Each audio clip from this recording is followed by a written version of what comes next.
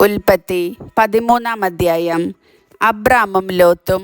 Abram ഭാര്യയോടും സ്വന്തമായ സകലത്തോടും കൂടെ ഈജിപ്തിൽ നിന്ന് നെഗബിലേക്ക് പോയി. ലോത്തും കൂടെയുണ്ടായിരുന്നു. അബ്രാമിന് ധാരാളം കന്നുകാലികളും സ്വർണവും വെള്ളിയും ഉണ്ടായിരുന്നു. അവൻ നെഗബിൽ നിന്ന് ബഥേൽ വരെയും ബഥേലിനും ആയിക്കുമിടയ്ക്ക് താൻ മുമ്പ് കൂടാരമടിച്ചതും ആദ്യമായി ബലിപീഠം പണിതതുമായ സ്ഥലം വരെയും യാത്ര ചെയ്തു. അവിടെ അബ്രാം കർത്താവിൻ്റെ നാമം വിളിച്ചപേക്ഷിച്ചു. അവൻ്റെ കൂടെ പുറപ്പെട്ട ലോത്തിനും ആട്ടിൻപറ്റങ്ങളും കന്നുകാലി കൂട്ടങ്ങളും കൂടാരങ്ങളും ഉണ്ടായിരുന്നു. അവർക്ക് ഒന്നിച്ചു താമസിക്കാൻ ആ ദേശം മതിയായില്ല. കാരണം അവർക്ക് വളരെയേറെ സമ്പത്തുണ്ടായിരുന്നു. ഒന്നിച്ചു പാർക്കുക വയ്യാതായി.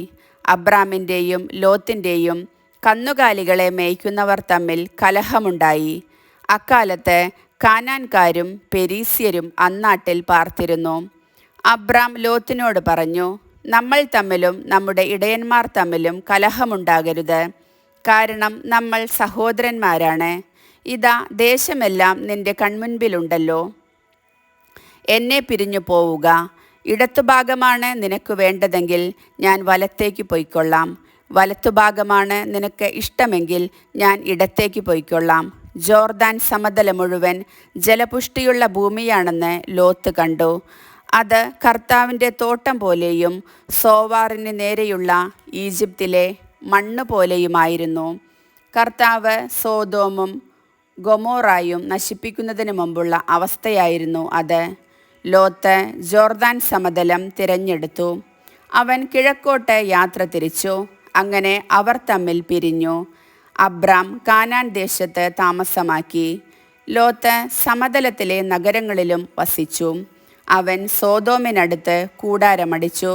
സോദോമിലെ ആളുകൾ ദുഷ്ടന്മാരും കർത്താവിൻ്റെ മുമ്പിൽ മഹാപാപികളുമായിരുന്നു.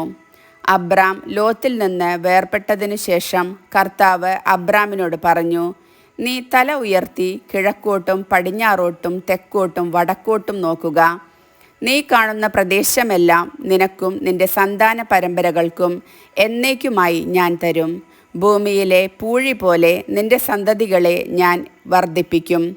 പൂഴി ആർക്കെങ്കിലും എണ്ണിത്തീർക്കാമെങ്കിൽ നിന്റെ സന്തതികളെയും എണ്ണാനാവും.